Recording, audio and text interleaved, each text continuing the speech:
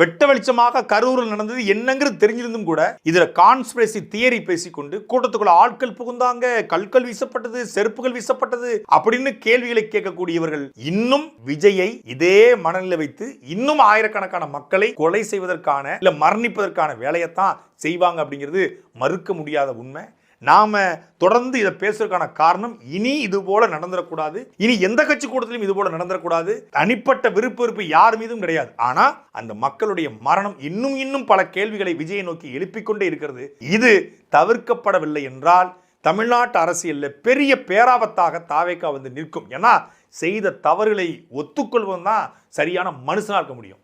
அந்த தவறுகளை மூடி மறைச்சிட்டு அதுக்கு முட்டு கொடுத்து நிற்கிறவன் பேராபத்தை தான் விளைவிப்பான். தாவேகா வேணா எழுதி வச்சுக்கோங்க, இன்றைக்கோ இல்லை நாளைக்கோ விஜய் ஒரு உருக்கமாக ஒரு வீடியோ போடுவார். அந்த வீடியோ எடுத்துக்கிட்டு வி ஸ்டாண்ட் வித் விஜய்னு அவன் கிளம்புவான். இதுதான் இது நடக்கும். ஏன்னா அவன் அப்படித்தான் கட்டமைக்கப்பட்டவன்.